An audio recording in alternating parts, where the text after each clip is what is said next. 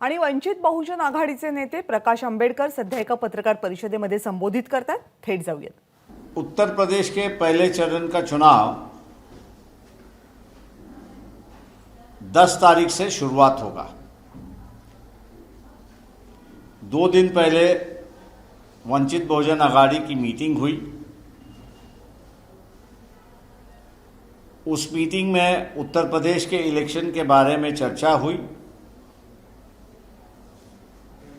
और जिस तरह से देश की राजनीति चली है उस पर भी चर्चा हुई। आरएसएस बीजेपी का एजेंडा जो दिखाई देता है कि विरोधी दलों को ईडी के माध्यम से, इनकम टैक्स के माध्यम से दमन की राजनीति चली है और ये दमन की राजनीति की वजह है कि 2024 के बाद जो पार्लियामेंट्री चुनाव होगा, शायद ये संविधान रहे या ना रहे, इसकी चर्चा दोबारा शुरुआत हो चुकी है। आघाड़ी का मानना है, वंचित का मानना है कि आरएसएस बीजेपी अगर 2024 के बाद दोबारा केंद्र सरकार में आती है तो संविधान बदलने की राजनीति शुरुआत होगी। आरएसएस बीजेपी की राजनीति का दरिया जो है, रास्ता जो है, वो उत्तर प्रदेश से गुजरता है और इसलिए उत्तर प्रदेश के चुनाव जो है वो अहम चुनाव है, ऐसे हम लोग मानते हैं। इस परिस्थिति पर देखते हुए बीएसपी के बारे में भी पार्टी में चर्चा हुई। चंद्रशेखर आज़ाद जो है उनके बारे में भी यहाँ पर बातचीत हुई, लेकिन निचोड़ यही निकला कि ये दोनों अभी ऐसे परिस्थिति में नहीं है कि आरएसएस बीजेपी को इस उत्तर प्रदेश के चुनाव में हरा सकते हैं।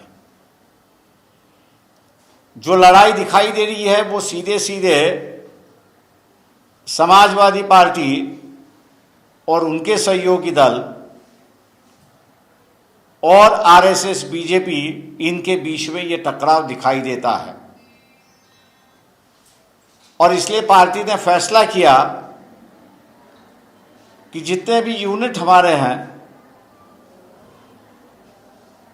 कुछ मित्र संगठन भी है, उनसे हम लोग आग्रह कर दें, निवेदन कर रहे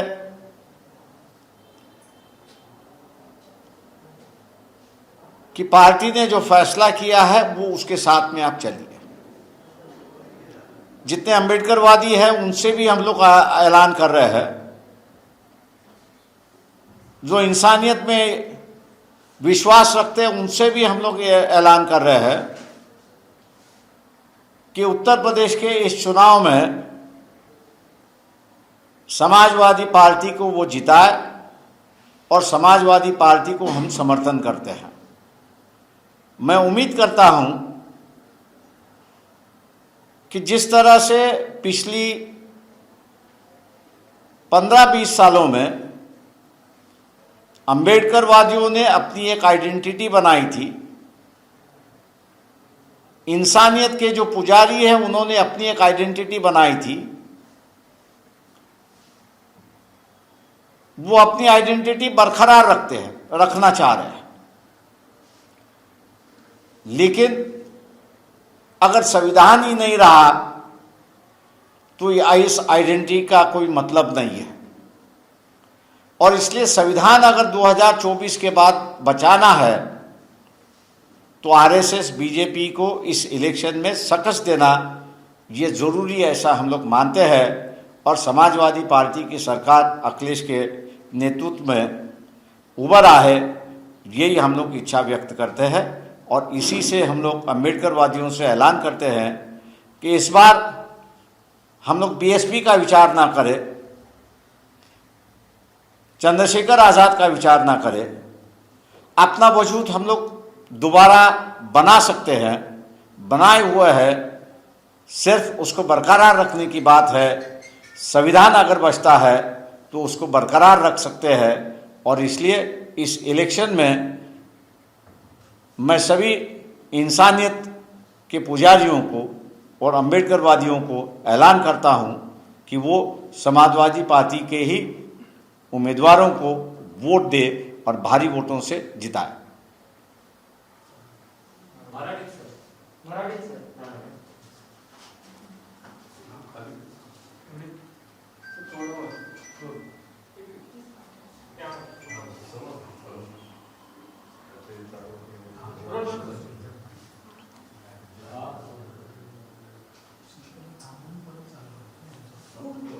सुरुवात वंचित बहुजन आघाडीची बैठक झाली। त्या बैठकीमध्ये उत्तर प्रदेशच्या निवडणुकीची चर्चा झाली आणि त्याच्याच बरोबर बीजेपी RSS केंद्रामधलं सरकार ज्या पद्धतीने ईडीचा वापर करतंय, CBIचा वापर करतंय, वेगवेगळ्या एजन्सीजचा वापर करतंय, याच्यावरनं एकंदरीत दिसतंय की त्यांना असणारा विरोधी पक्ष खेळखेळा करायचा आहे आणि 2024ला स्वतःचा मार्ग मोकळा करून देशाचं संविधान बदलण्याचं राजकारण सुरुवात करायचं आहे। RSS BJPचा केंद्राचा मार्ग हा उत्तर प्रदेशमधून जातो आणि उत्तर प्रदेशमधल्या निवडणुका आहेत। चर्चा ही झाली की BSP ही RSS BJPला टक्कर देऊ शकते का, चंद्रशेखर आझाद हे टक्कर देऊ शकतात का। पण आत्ताच्या परिस्थितीमध्ये दोघांची स्थिती फार दयनीय अशी परिस्थिती दिसते आणि हे टक्कर देऊ शकणार नाहीत अशा भूमिकेला आम्ही आलेलो आहोत। जी लढाई आता दिसते ती सरळ सरळ समाजवादी पक्ष विरुद्ध RSS BJP अशा स्वरूपाची आहे आणि म्हणून निर्णय आम्ही असताना घेतला की आपण आंबेडकरवादी जो आहे, इन्सानियतवादी जो आहे, सेक्युलरवादी जो आहे त्याला आपण आवाहन केलं पाहिजे की त्यांनी या इलेक्शनमध्ये समाजवादी पक्षाच्या उमेदवाराला मतदान करावं। हे एक बरोबर आहे की आंबेडकरवाद्यांचं असणारं एक स्वतंत्र अस्तित्व आहे, राजकीय अस्तित्व राहिलं पाहिजे म्हणून तिथे चर्चा आहे। एक निवडणुकीमध्ये आपण बायपास दिला तर फार फरक पडत नाही असं आम्ही त्या ठिकाणी मानतोय आणि म्हणून आपलं स्वतःचं अस्तित्व हे इलेक्शन नंतर सुद्धा सुरुवात करता येतं आणि म्हणून या इलेक्शनमध्ये मानवतावादी, सेक्युलरवादी आणि आंबेडकरवादी या सर्वांनी समाजवादी पक्ष अखिलेश यादव यांच्या पाठीमागे उभं राहावं आणि त्यांच्याच उमेदवाराला मतदान देऊन प्रचंड मताने जिंकावं ही भूमिका वंचित बहुजन आघाडीने घेतली आहे।